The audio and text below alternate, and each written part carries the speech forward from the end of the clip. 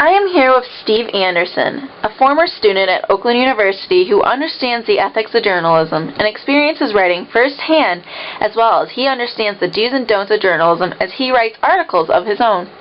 So tell me, Steven, what kind of articles have you written? I've written a few articles about scuba diving and traveling. Oh, well, what kind of stuff did you write in them? Just like...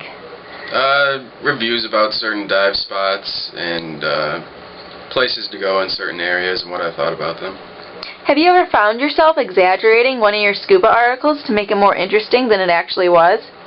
No, I don't feel I need to exaggerate anything. If you like what you do, there's a difference between expressing your opinion and exaggerating. And there's nothing wrong with expressing an opinion, but you don't need to exaggerate anything.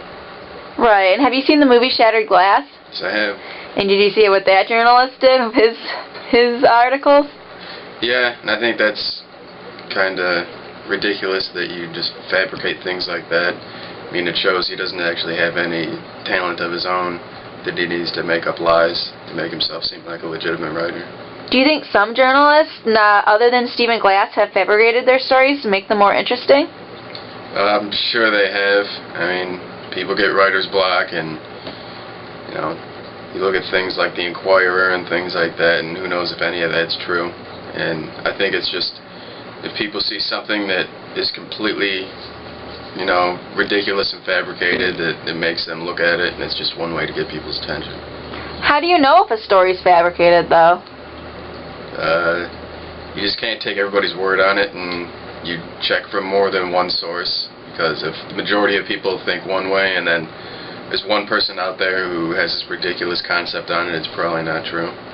Any advice to inspiring journalists? Keep an open opinion about what you read, and realize that some people out there just lie for the shock value of it. Alright, thank you, Steven. That's our interview with Steven Anderson, a former Oakland University student on journalism.